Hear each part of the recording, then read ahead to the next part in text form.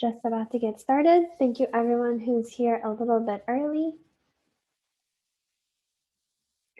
All right, I'm honored to kick off today's event. Thanks to everyone for coming to today's event on the future of AI and emotion perspectives from the US and Japan. Today's event is presented in collaboration between the Sentience Institute and the CIC Japan Desk. My name is Jessie, and I manage the Japan Desk at CIC. And CIC is focused on creating state-of-the-art innovation campuses where growing companies can access the resources and the networks that they need to support their success. We have 8 CIC campuses across 3 continents, and we are home to thousands of entrepreneurs and organizations of all sizes and also from all different industries. Beyond our own walls, CIC also works internationally to bring together innovators from around the world. Specifically, the CIC Japan Desk focuses on bridging the Japanese and Boston innovation ecosystems through programming like today's event and also tailored services. Please don't hesitate to reach out to learn more about CIC and the work of the Japan Desk. I'm going to share my contact and information in the chat in case anyone is interested in being in touch. And now I'd like to pass it over to our moderator for today's event, my good friend, Janet Pauketat, who is a research fellow at the Sentience Institute. Thanks, Janet. Yeah, thanks, Jessie. Hi, everyone, and welcome. As Jessie said, I'm a research fellow at the Sentience Institute, which is a think tank researching long-term social and technological change, particularly moral circle expansion. You can contact me to learn more about the Sentience Institute or follow the link that we're going to post in the chat. So today we're going to hear from 3 panelists about their perspectives on AI and the future. We will hear from the CEOs of 2 startups, Craig Tucker, the founder and CEO of VERN AI, an emotion AI startup in the United States that offers real-time analysis of emotions in communication, and Hazumu Yamazaki, the co-founder and co-CEO of Empath, an emotion and conversation AI startup in Japan that focuses on identifying emotions and conversational behaviors from the voice. We will also hear from 1 scholar with perspectives on AI ethics and harmonious human-AI relations, Professor Shoko Suzuki from Kyoto University, and the team leader for the Artificial Intelligence Ethics and Society team at RIKEN's Center for Advanced Intelligence project. Jessie will be putting the links to their website in the chat as well. So first, we will hear a short presentation from each panelist, and then we will have time for a discussion with the panelists. Please feel free to type your questions in the chat, and we will do our best to get to all the questions during the discussion. Without further ado, I'm going to pass the mic to our first speaker, Hazumu Yamazaki, the co-founder and co-CEO of Empath. Hi, Janice. Thank you for the introduction. So let me share my screen.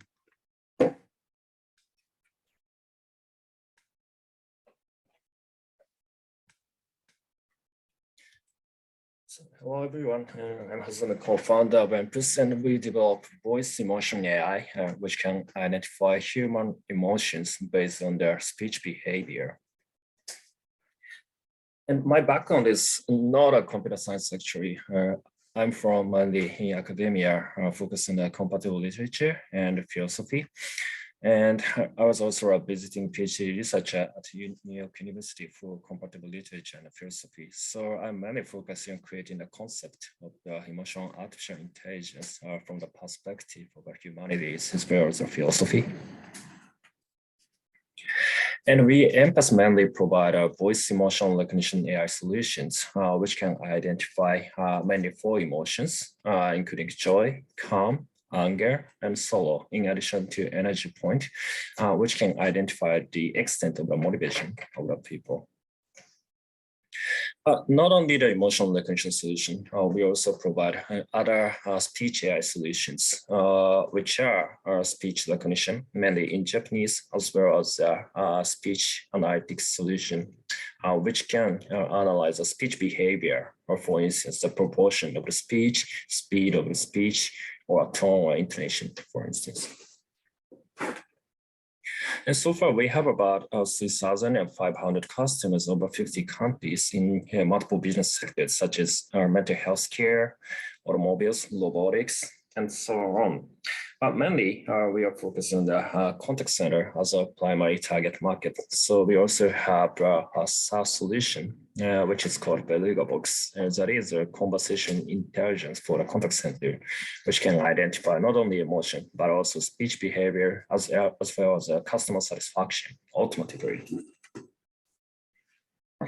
We are based on Tokyo, Japan, but we have some global presence. For instance, we won 10 international pitch competitions, which means now we have the global acknowledgement. And we also accepted by some of the prestigious accelerators, such as Google Launchpad or Pauketat. And our team members mainly comprised of the AI researchers with international background, including CEO Takaki, who is the inventor of the Empath technology. And we also have Suzuki, who is our AI lead and who is our ex-lecturer at the Waseda University in Tokyo. And we also have Misaki, who is our ex-Amazon Alexa and Shield developer. And not only the developers, we also have a philosopher as a team members, because we are really focusing on creating a concept of what is emotion, as well as how we could utilize this kind of emotion AIs ethically. So not only the philosopher, we also have an artist who is a Sputniko or ex-MIT Media Lab assistant professor who is focusing on media art. But we're collaborating with her to create a kind of ethical standard of the utilization of the emotion AI. And we just launched our new product called Jamlore, which is a kind of SaaS platform analyzing not only the emotion, but also the speech behavior, as well as transcribe every online course. Because after the COVID-19, we got some communication problems, for instance, in terms of the team communication. It was really hard to notice change of the team members' motivation and the emotion and in remote working situation. And we Empath actually first experienced our first employees turnover. And during the COVID-19, we get accustomed to using this kind of web conference tool like Zoom or Microsoft Teams or Google Meet, but which caused too many meetings. And so not only our team members, but also a lot of workers get really exhausted because of the too many meetings happen, and which makes it really hard to take minutes for every online meeting. But we also noticed a positive change in the communication during COVID-19. For instance, online meetings can solve black box problem of the communication. For instance, before COVID-19, it was really hard to record what's happening in a sales meeting or what's happening in a classroom, for instance. But now, using these kind of web conferences too, we could store and share communication data, which means now we could handle this communication data as a shareable knowledge for every team members. So what we would like to do is create a digital library of the business meeting, which can be shareable for all the team members, especially for the collaboration. So in order to solve the problems I mentioned, and in order to take advantage of the situation of this pandemic, as well as utilization of the web conference tool, we just launched Jamlore, which is a conversation emotion intelligence that can automatically record and analyze the online meetings. So let me do a short demo about a new product. So Jamlore comprises of two parts. One is AI AI transcriber, which automatically join Zoom or Microsoft Teams or Google Meet meetings. And all the record data of our meetings are accumulated into one platform of the web browser application. And so far, we only have a Japanese interface, but it can be also applicable in English as well. But let me see one of the call. So you can check the video of what's happening during the call, as well as who speak in which timing. And we can also check their screen share part, so you can see what kind of the presentation deck people share during the meeting. And all of the meeting are automatically transcribed, so far only in Japanese. And if you type some keywords like mondai, in English it's problem, we can transcribe each part of the word problem is said. And there's a pink pin to indicate in which timing this kind of keywords was said. So it's quite easy to check back what's happening during the meeting. And we also have an analytics function to check the speech behavior of all the team members, including speech proportion and speech speed and a pitch and tone, and how many times turn taking happened, for instance. And we also have emotion intelligence, which can check the mental state of people, not only the mental state, but also the number of the meeting in order to identify now who's suffering too many meetings and who's now getting depressed in mental situation, even in remote working situation. And we just launched this product just in March, but we already got about 30 users in multiple business sectors, like a team meeting for automatically transcribing all the conversation, and also checking the mental state of the members in mode. And Jamlaw is also adapted in the field of the online interview to share the video of their interviewee, as well as visualize the speech behavior. And it's also used in the online sales activity to solve the black box problem and to automatically record a meeting and to your CRM software. And it's now quite easy to make a top performance skill or shareable for every team members. And it's also adapted in online coaching and counseling sectors by using our emotion AI to check the mental states of the clients, as well as visualize the speech behavior. So this is a brief overview of what we do at Empath, and I'm really looking forward to having a chat after everyone's presentation session. So thank you. Thank you, Hazumu. That's very interesting. We look forward to the chat afterwards as well. Next, we will hear from Craig Tucker, the founder and CEO of VERN AI. Thanks, Janet. I appreciate it. Good evening, everyone. Thank you for joining us. I'll go ahead and share real quick. Hi, my name again is Craig Tucker. I am the CEO and founder of VERN AI. VERN AI is a real-time human emotion detection artificial intelligence system. We came out of a soft launch in April of last year. We have currently been conducting pilots with Michigan State University's Federal Credit Union, Boise State University, Evermore application, my Babel, and currently undergoing substance abuse counseling testing with a number of organizations. Now, we'll talk about that. But VERN AI is a patented emotion recognition AI that works in real time with no need to pre-train. Works out of the box, available in API and also in marketplaces for anybody that has server requirements or on-premises type of requirements. We work in real time. In fact, the analysis comes back in a sub-second speed. We have multiple patents. We're now currently on our third patent and filing for more intellectual property. VERN has turned out to be quite accurate. Textual analysis And then when combined with other systems, including voice and visual, actually creates quite an accurate stack. One of the things we learned with Boise State University.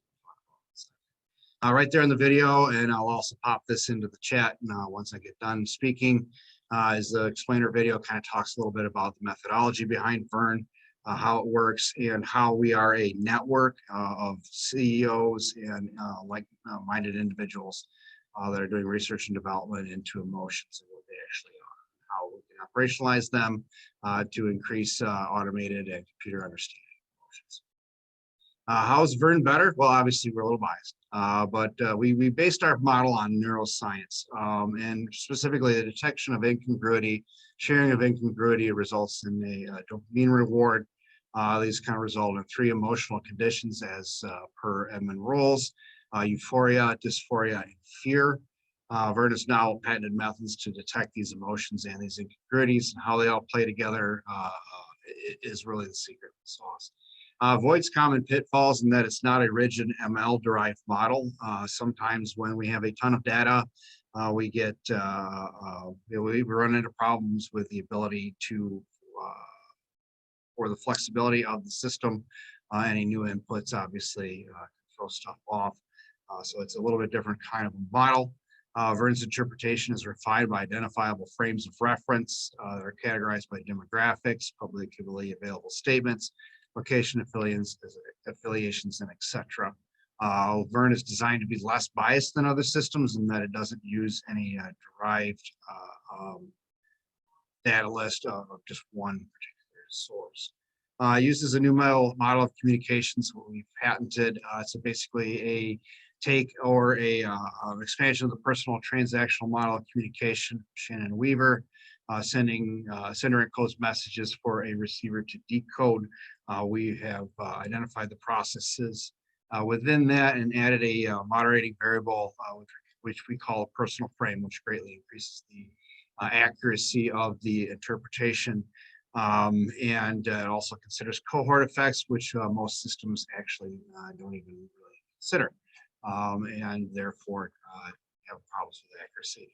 VERN is in real time. We developed this so that it could be used in chatbot systems, signals intelligence. It could be used in healthcare, any type of real time situation, customer service, obviously, risk assessment, human resources. There literally we came up with over 45 to 50 different types of applications just for the service itself. One of the awesome things is it works out of the box in 2 minutes. That's a process we've timed. Go on our website, you can watch the video, see how fast it is to get it installed. Some of the team members, just going to give you the high level that we have about 10 individuals that work for us. You've met myself. I have an MA in Media Information Science, Michigan State University. 3 years in the PhD program in Communication Arts and Sciences.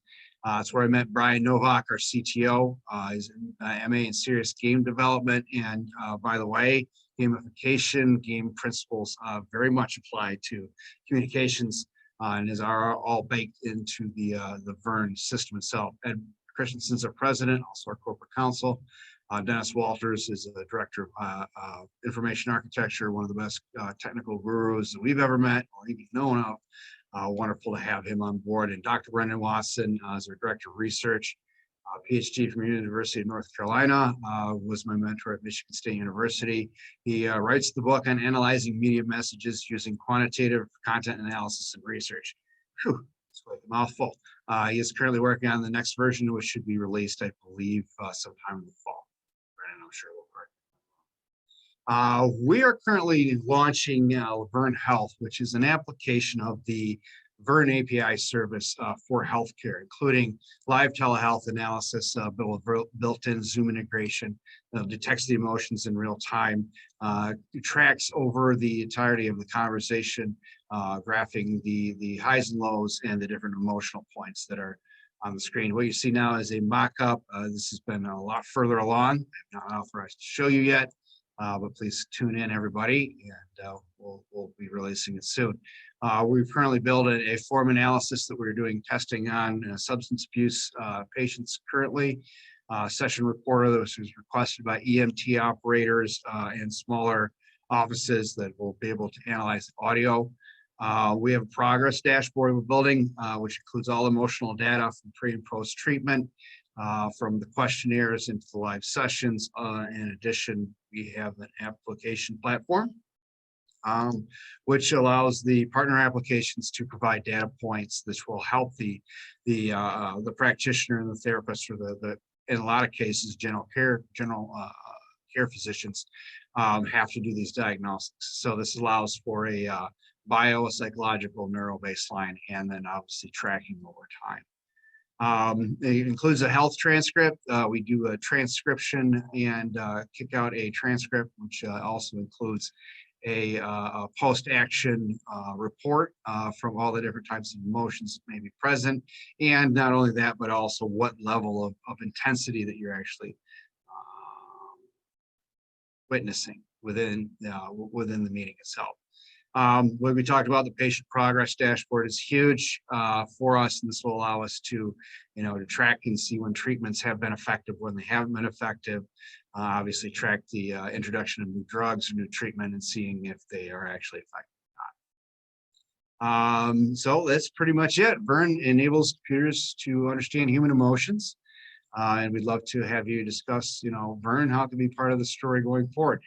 Just to kind of wrap up a little bit, told you guys I'd give you a little bit more information. So the first pilot we did with Michigan State University's Federal Credit Union is we did 3 separate pilots. We looked at the communication from users and from community members. Also looked at internal communication. One of the big takeaways we found out of that was VERN was really good at actually finding and pinpointing the problem. See, a lot of times when people offer information to us, especially in a customer service standpoint, they don't always come out and just say the first sentence, right, of what they're upset about. It's usually buried within some kind of a preamble, and then maybe some qualifying statement at the end. So you're really good. Here's the real big problem, but you guys are awesome, so I guess we're cool. Kind of a thing. And what we're able to do is find that VERN can actually pinpoint those sentences were the problem. So it wasn't the 15-minute wait at the drive-through that was the issue. It was the actual extra fee that came on it that the person was actually upset about. And then with Boise State University's GIM lab, we are doing an AR/VR application for children with autism. And what we found out of that is VERN works exceptionally well at identifying emotions within the therapy session, where the child and the therapist will both don the goggles and go into an environment, and the therapist asks the child questions. Found that VERN is very accurate in getting those instances. And also, one of the big ahas we had is that when VERN is combined with audio detection, oral, or the vocal biomarker, or even a visual facial expression technology, the accuracy and the depth of information actually skyrockets. So we're really excited about putting those all together. We really feel that all of the strengths and weaknesses can complement one another, and that's actively what we're working on doing. After that, I will go ahead and stop, and I'll put my contact information in the chat room and look forward to your questions. Thank you, Craig. Looking forward to the discussion. Next, we will hear from Professor Shoko Suzuki at Kyoto University and RIKEN. So thank you. Hello, everybody. I am Shoko Suzuki, and I would like to share the slides. Just a moment, please.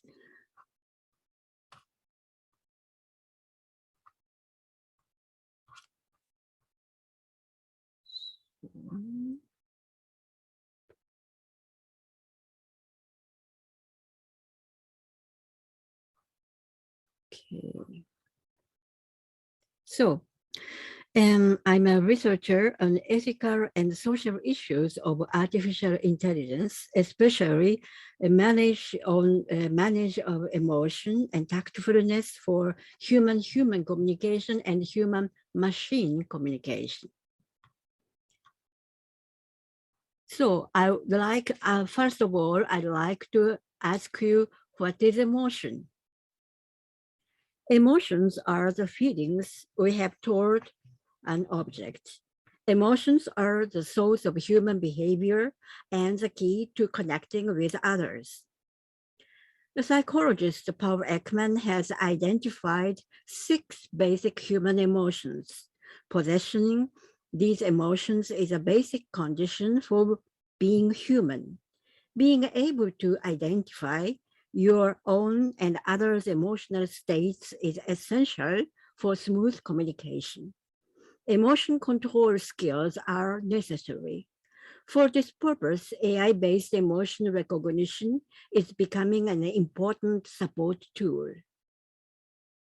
Emotional intelligence has been defined by Peter Salovey and John Mayer as the ability to monitor one's own and other people's emotions and to use emotional information to guide thinking and behavior.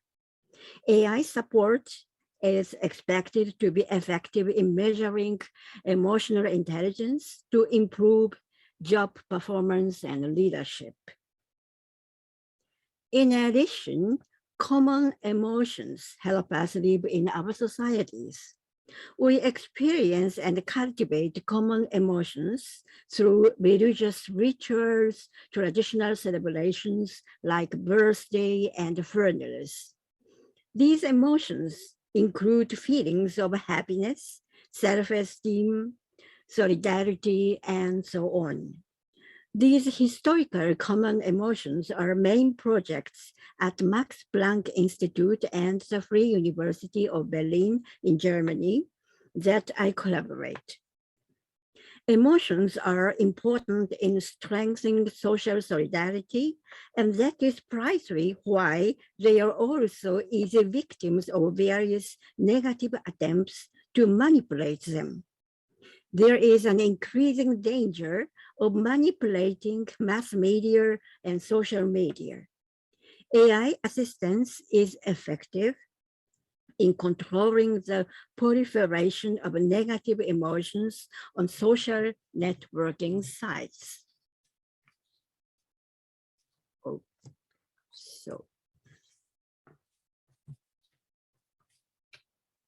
The next topic is the humanization of machines.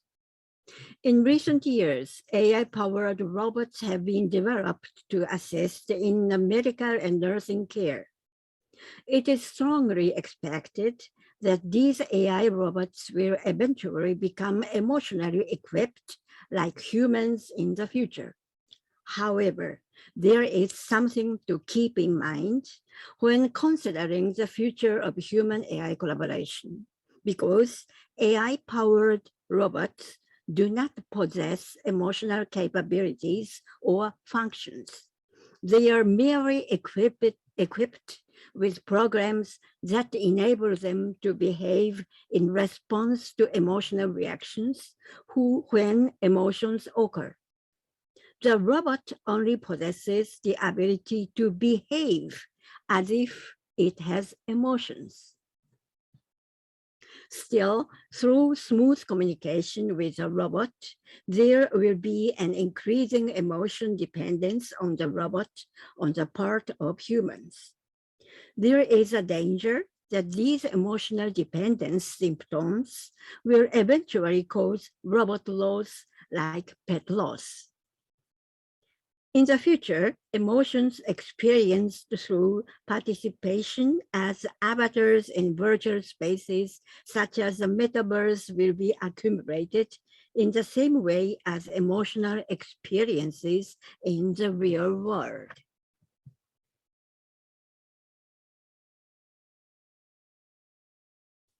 So then the human is mechanized. That is the another phenomenon of social society. While AI can mimic human behavior more and more, humans, on the other hand, are becoming more and more like machines. Customer service and other jobs are, according to Hochschild, forced into emotional labor. There is a tendency for people to suppress their emotions and to use their emotions as tokens or tools. In the end, more and more people act as if they have emotion like love, even if they don't. Emotional labor is occurring not only in the workplace, but also in communication at home. In order to avoid conflicts due to emotional misunderstandings, we fake our true feelings. However, human beings live their lives with a sense of fulfillment in being supported by love and trust and being needed by others. Happiness is nothing but well-being with others. Co-well-being is more important.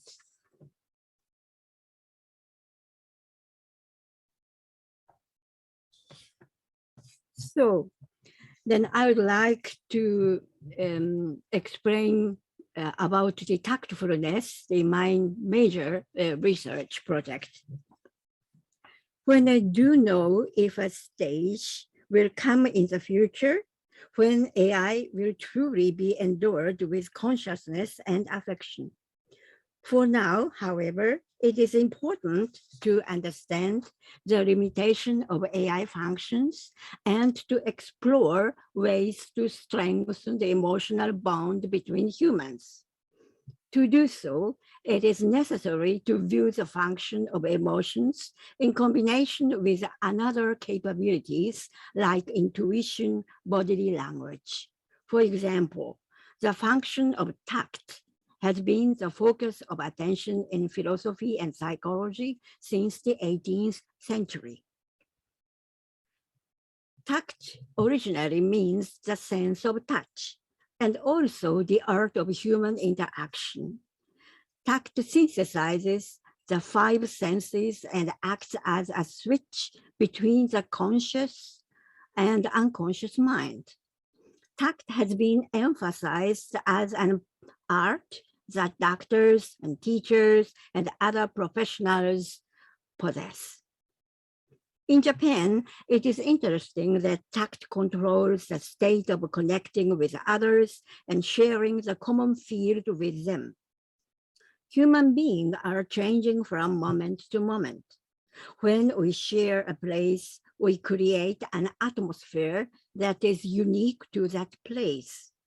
Japanese style leadership means to be the master of the mood setting, staging, and softly invites the other members. Tact is the art of mind. Tact must be constantly refined. It is interesting that the function of tact includes improving its own. Tact imprints the impression of an experience on one's emotions, analyze what one needs to learn from the experience, and then apply it as a lesson for the next time. There is no example yet of AI that can train the tact. In the future, I hope that AI will pave the way for further support to refine the mind from emotions. Thank you very much. Thank you. Thank you, Professor Suzuki. And thank you very much to all of our panelists for sharing about your work. We are now going to have some time for a discussion with the three panelists.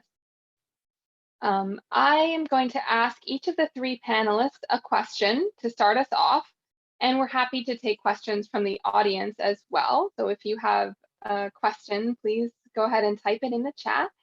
And I'm going to get started with a question to all of the panelists. A lot of innovation in AI that we see focuses on the near term, like creating AI products for the next few years. But AI innovation is likely to have lasting effects into the medium term, such as in the next 50 to 100 years, and the far future, like into the next few centuries.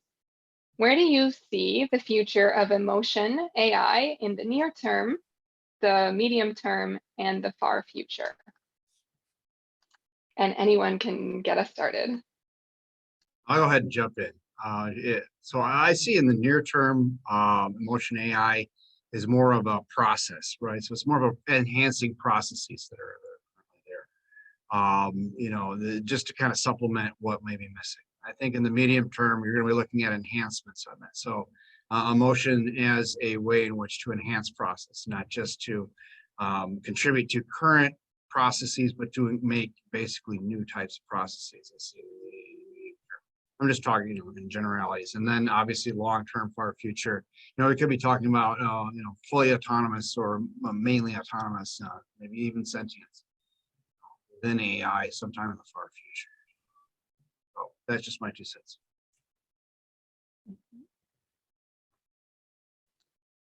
Hazumu, Professor Suzuki, any thoughts on this development of AI?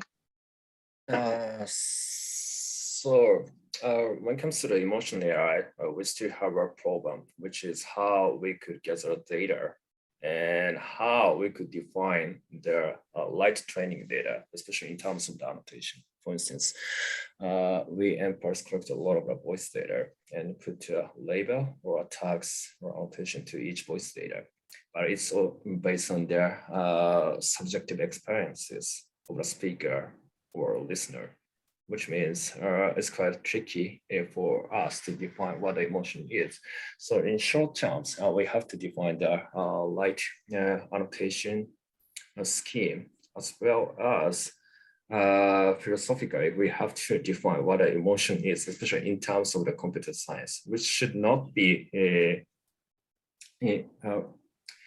which doesn't have to be similar to the concept of what the emotion is in terms of we human deal with real emotion in the daily situation.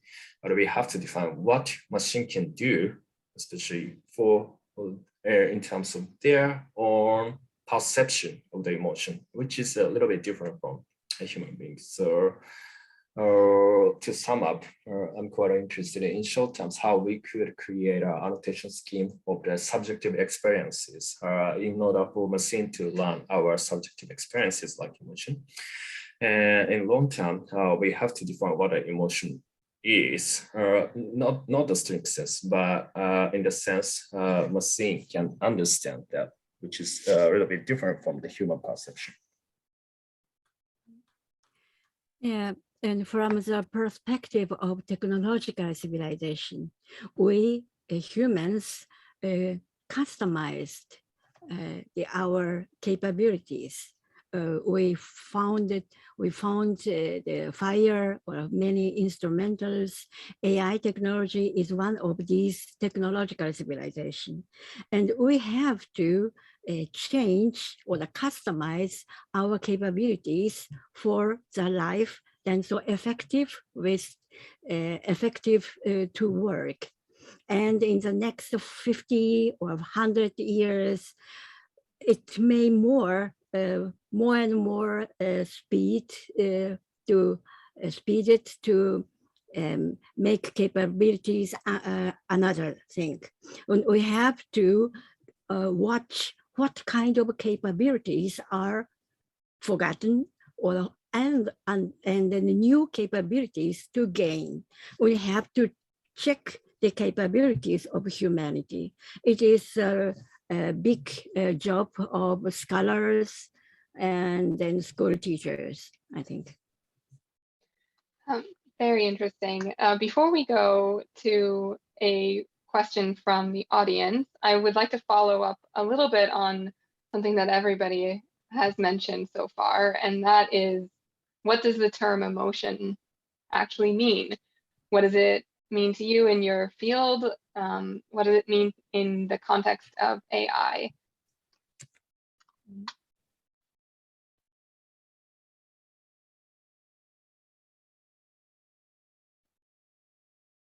And I have, in my presentation, explained there are so many interpretations of emotion. Emotion, from the psychologist view, is of 6 basic emotions. But for anthropology, there are many art of expressions, depends on culture and values. And then there are another anthropological prospect, and there are common social feelings or emotions that through the rituals or the celebration to cultivate and to the next generation to teach it.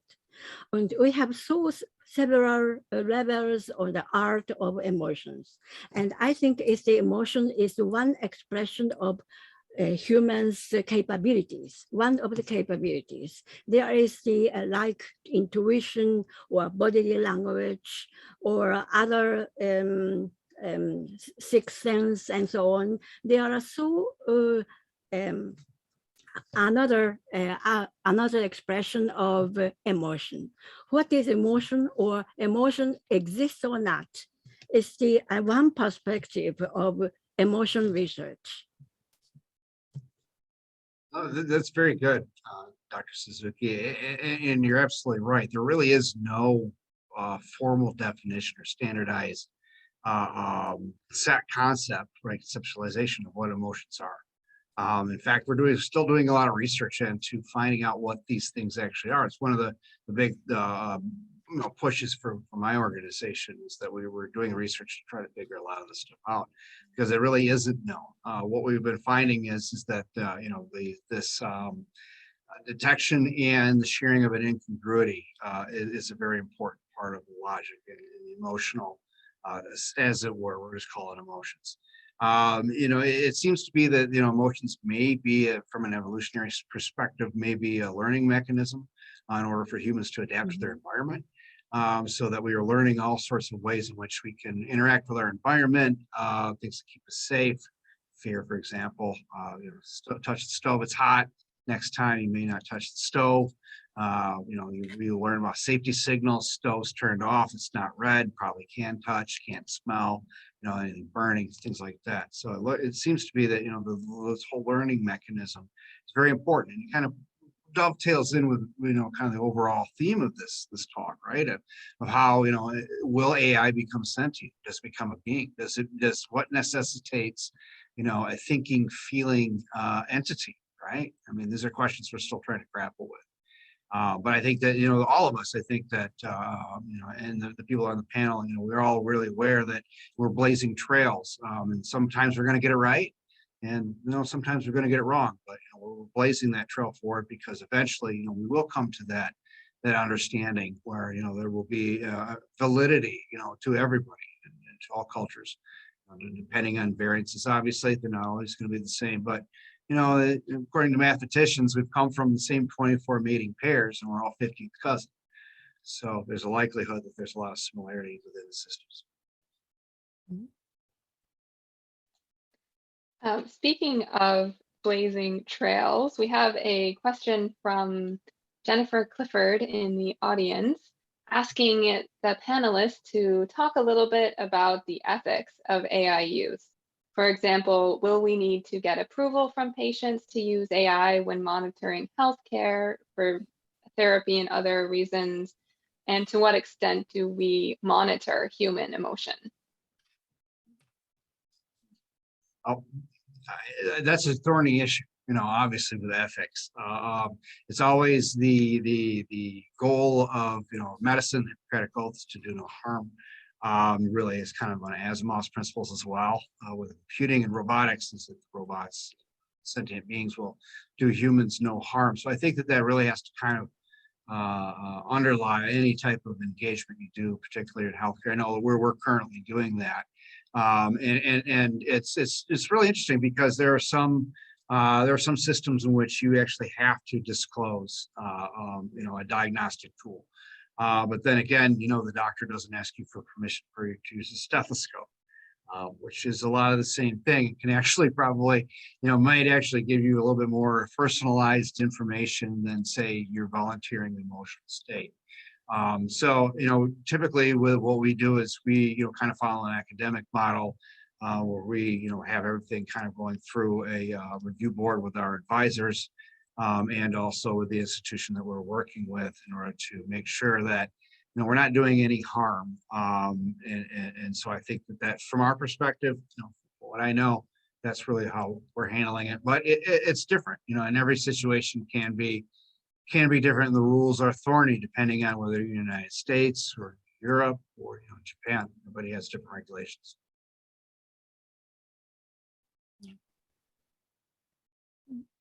And some people in Japan say that humans are emotional up and down, and that it is safer to take care of by emotionally stable care robots in the field of care or medicine. I believe that the humanization of AI and the mechanization of a human is so going together. But it is important to distinguish between emotions control or the supporting and emotions manipulation. Emotion is so possible to be manipulated. The history taught us so many examples. And ethical sensitive view of this not to control another person or manipulating another person's emotion is important for the next generation of emotional AI.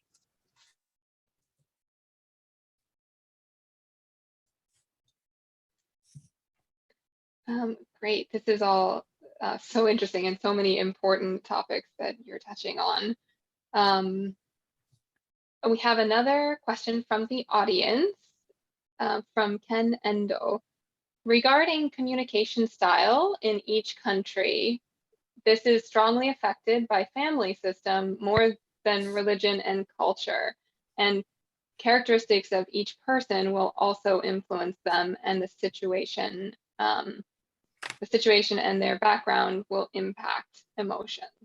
So how can we come to agreement on how to think about and control emotions under these complicated social circumstances?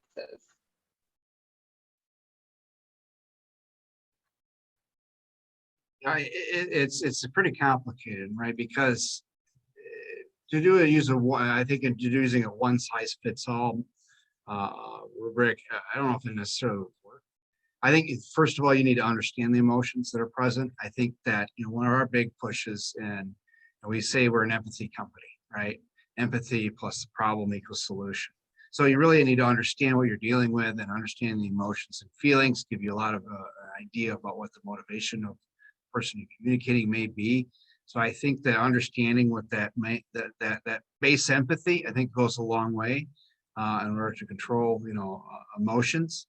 But you're right; it's cultural, and even before we kicked off this meeting, we had a discussion about how even personality may be situational.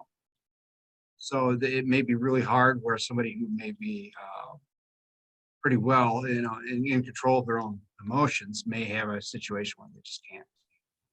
So that makes it difficult. And Craig had said, I think it is so important. The emotion is learning process. And I think it's so the expressions method of emotion is learning process. And we learn from celebration or rituals or common experiences. And I think it's important to develop the emotion in the learning process with AI supporting. It's a good opportunity to the next generation of AI emotional learning system. That's it. And it's very complicated to understand what is a kind of, how can I say, ingredients of the emotion. I mean, it's quite tough, whether it is from culture or from the religion or family. So it's very hard to identify what kind of learning process we have for adapting the emotion, because we have a kind of the mirror function to learn and to imitate other people's behavior to understand their emotion. But it's just a speculation. It's quite tough even for humans to understand what people really feels. So usually when we explain our emotion AI, we don't say it's not an emotion detection, but it's a kind of the emotion speculation, which is a kind of the function or the people have. But which means it can make a mistake for the speculation to understand people's feeling. So it's quite important to learn what kind of learning process people have for machine to implement the emotion speculation function. But it's, I think it's impossible to have emotion AI which can fully understand people's emotion. I mean, 100% accuracy is emotion AI. That's really hard because, like we're talking about, there's cultural differences. But even within a culture, there's subcultural differences. And even within that, you can go all the way down to the peer level where you and your friends within that small cohort have your own sayings, culturals, rituals, right? There's an in group, there's an out group, there's the other, there's you. All of these things kind of play in and will change the interpretation for that particular small group, whereas nobody else may in the entire world may even know what that means.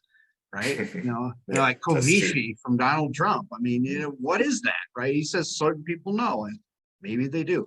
But that gives you a great example. It is, there's so many different elements that come into play. We call it a personal frame.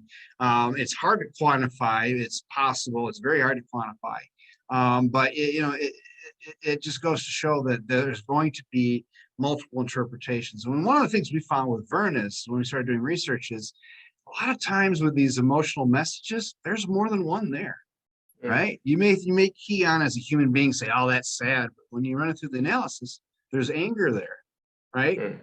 We find that sometimes there's anger and humor. Well, that's probably sarcasm, right? But we, again, we're not quite to the point where we're ready to say that is that. So it is something that, all three of us will really be spending, probably decades working on to try to figure out, because in the end, we're all emotional creatures, right? And if this isn't part of the computing going forward, then I don't know how much progress we're going to make. So maybe a question that would be useful here is, what distinguishes emotion AI from other AI? And what are the benefits and drawbacks to emotion AI? It's a really good question.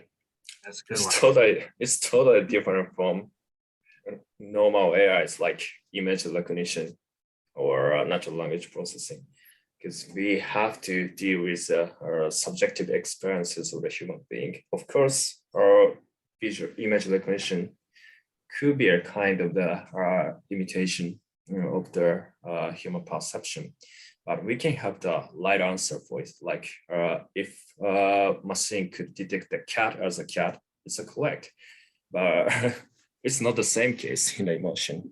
Of course, we can speculate whether people get angry or not, and the machine could learn this kind of the annotated data as a learning data to make a speculation for the human emotion.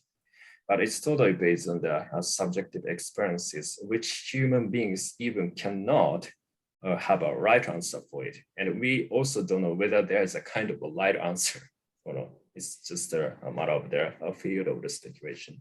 In that sense, to be honest, it's quite tough for AI to handle with this kind of the subjective experiences of the human beings. But for instance, putting annotation is totally based on the behavioralism. I mean, it just deal with the, how can I say, not an internal condition, but an external condition, which people could speculate. But in the near future, especially with the expansion of the neuroscience, probably we could do more materialistic way of understanding the emotion compared to other status of the speculation. So probably it will get closer to the normal AI field when it adapts more knowledge from the neuroscience. But so far, we have to depend on some external or speculation of the human emotions. So in that sense, it's totally different from as is, like image recognition or natural language processing, which has the right answer. Absolutely. No, that's great. And I think you really kind of hit on that, the difference between regular, what we consider AI and emotion AI. I mean, AI is a definition to anything that replicates human endeavor, reasoning specifically. So emotion AI would be replicating the ability to detect or to communicate emotions. Really, that's kind of the definition. But you know, as Hazumu said, you know, he said it much more eloquently than I would agree. I concur with most of his. Great. We have another question from the audience. Teresa Lopez asks, human emotions in most cases, if not all, are rooted in our survival. If we train AI to mimic our emotions, won't their quote unquote emotions also be based in their survival, which potentially can put whatever is powered by AI at odds with our survival?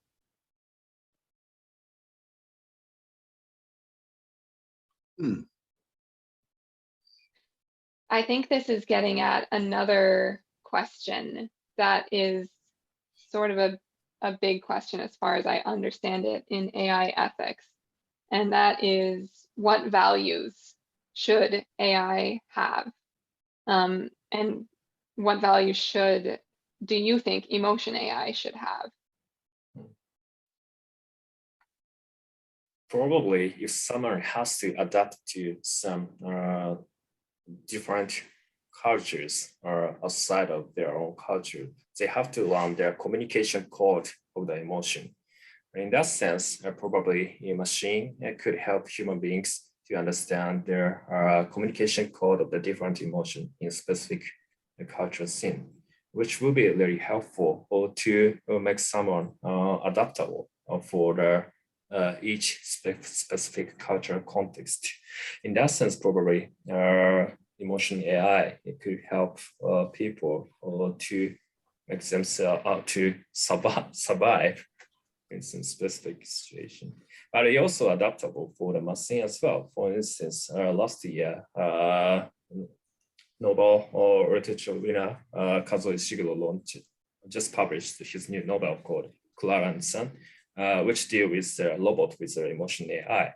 So this robot had emotion, especially for communicating with children to get the affection from their owner, I mean children. But even so, they were finally thrown away by their children, even though they had an emotion. So it also raises the question of their other ethical terms, whether how we should handle with the robot with the emotional intelligence. Should we deal with them as human beings or not, for instance? So in that sense, it's a kind of the vice versa ethical issue, I think, not only for human beings, but also how we could deal with a robot with emotional intelligence. That is brilliant. You actually bring up a really good point. You know, the way we anamorphize everything, I think that it's not hard to believe that we would treat them almost like human beings, right? We do the same thing with our pets. We even, give human qualities to inanimate objects and things of our own making. So I see definitely that people can have those emotional connections with machines, and I do think that in the future, this would be something that would be probably more along the lines for an ethicist. And we're really starting to get into some deep philosophical waters. Yeah. Specifically, Trace's second point of the question, I'll go ahead and address a little bit, about free will. There is a really contentious debate about whether free will is a thing. Some people more along the lines in physics and hard mathematical science say that it doesn't exist. So romantics and social sciences say, oh, it still does. So we really don't know, to be completely honest with you, if free will is really a thing. As far as like an AI being trained for survival, I think we're assuming and we're conflating that AI as it is now with what AI could be in the future. As it is now, like my program, Hazumu's program, we run independently and we do separate small things, but we're not as part of an overall integrated system. But there is no complete integrated system yet. So if somebody would create an AI specifically that would have to look at, survival instincts, right? That would be a part of another type of process, which would probably feed into an emotional center, and not to dive into, a lot of the neuroscience, but, there are separate regions and processes that happen sometimes simultaneously. So I think that these overall systems, as far as like a survival thing, that's somewhere down the line, into like in a complete neural network type of like an artificial brain. And from what I know, researchers that I know and things that I read is I think we're a couple decades from there. Not there yet. Great. That is really interesting to hear about. And that is unfortunately all the time we have for questions. So I would like to say a big thank you to all of our panelists for sharing their perspectives and all of these really interesting questions on emotion AI. And this brings us to the end of this event.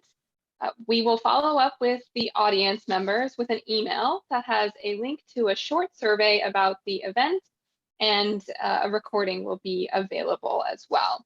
Thank you everyone for attending. It was a pleasure to bring this event to you and to hear all of your perspectives. Thank you for everyone and any questions. Thanks, everyone. Bye. Thank you. Thank you.